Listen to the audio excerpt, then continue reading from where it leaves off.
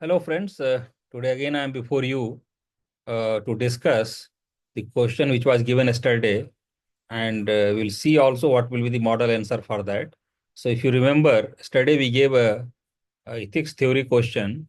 So now let us see what was the question and what can be the model answer for that.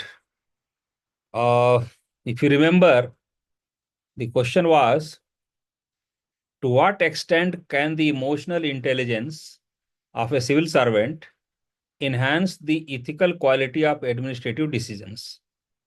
Evaluate in the context of disaster response and handling vulnerable communities. So basically, if you read or analyze the question properly, there are two specific contexts mentioned here. One is disaster response, and another is handling vulnerable communities. And then, in this context, we have to examine that how emotional intelligence of a civil servant enhances the ethical quality of administrative decisions. So basically, this is the dissection of the question. Now, we'll start seeing how it can be answered. Now, as I keep on telling, in ethics paper, we have to uh, anyway give the good content, but along with that, we have to quote ethical thinkers, we have to quote their relevant ideas, we have to also quote a few examples from live Indian administration, and some ethical theories also, whichever applicable, some documents which are applicable. So all those things we need to mention, proper referencing has to be done. That will give strength and quality to the answer which we are writing. So now let us start. Emotional intelligence as conceptualized by Daniel Goleman. So Daniel Goleman was a very uh, important psychologist. He has developed this whole and mastered this whole concept of emotional intelligence. So every time we have to quote whenever a question regarding emotional intelligence comes. So emotional as conceptualized by Daniel Goleman includes self-awareness, empathy, and emotional regulation, essential for ethical public service. In disaster situations and while serving vulnerable communities, EI enables contextual judgment, compassionate leadership, and moral sensitivity. So these three ethical terms we are using here: contextual judgment, compassionate leadership, and moral sensitivity. This is enabled through EI. So if civil servant is having EI, all these qualities will come while dealing with disaster response or handling vulnerable communities. Now, we'll give a few examples. For instance, during 2018 Kerala floods, one officer we are quoting ensured gender sensitive relief by including menstrual kits and lactation spaces reflecting emotionally intelligent, dignity oriented decisions. So basically, this is an example with respect to disaster, if you see, because flood is definitely a disaster. So if you see the main question, we have to explain in the context of disaster response and handling vulnerable communities. So basically here both are, quoted in a way, because flood is a disaster response and being gender sensitive is again handling vulnerable communities. However, the vulnerable community example comes subsequent also. Let us see that. Similarly, another example, another officer personally reached out to migrant workers during COVID-19, blending enforcement with empathy. So this is another example at the time of crisis or at the time of uh, disasters. Now, EI enhances ethical governance by aligning decisions with virtue ethics, that is Aristotle's, practical wisdom,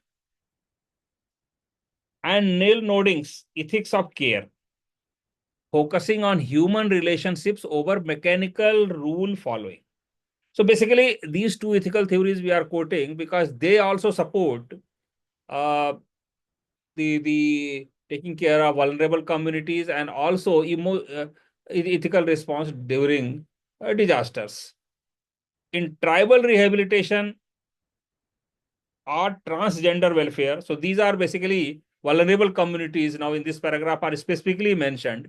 In tribal rehabilitation or transgender welfare, emotionally intelligent officers listen, adopt, and respond beyond procedure. So listen, adopt, respond beyond procedure. And this is because of emotional intelligence, obviously. Transforming service delivery from routine compliance to ethical responsiveness. Then now we'll quote a few documents. So second Administrative Reforms Commission, this is very important and key document as far as ethical governance is concerned. Also stresses EI as a critical for citizen-centric governance, where IQ ensures efficiency, intelligence quotient. IQ ensures efficiency, EI ensures ethical legitimacy. Now, in conclusion, thus EI transforms legality into ethical legitimacy, enabling public servants to act with foresight, compassion, and human dignity. So this is again a very ethically loaded sentence and very apt conclusion for this, that EI gives legality into ethical legitimacy, and it enables public servants to act with foresight, compassion, and human dignity. And this is particularly required for while dealing with vulnerable communities or in disaster situations. So this completes the answer. Now, in this answer, also just one thing I just want, before I finish, I want to point out.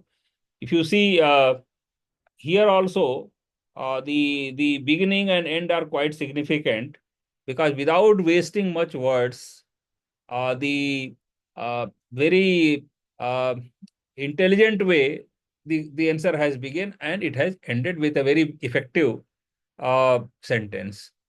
And one more thing, here we are, while presenting, I am giving the important phrases and ethical terms in bold.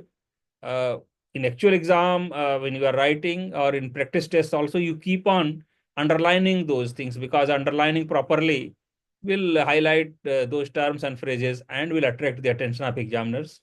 So this is again another suggestion. Now let us see what we'll be dealing tomorrow, what case study, because alternate day we are taking case studies and theoretical questions. So now tomorrow will be the turn of case study. So now let us see what case study we will take up tomorrow. The case study is carbon credit scam by local industry. This is basically heading. Their scam has been with by local industry. A local factory fakes carbon credits and receives global ESG investment. You discover this in an environment audit. What's your ethical obligation? A local factory fakes carbon credits and receives global ESG investment. You discover this in an environmental audit. What's your ethical obligation? Now, this case study will be taking up for discussion tomorrow, and we'll also try to give a model answer for this. Thank you for watching today's video. We'll meet again tomorrow with the discussion on this case study. Thanks a lot. Thank you, one and all.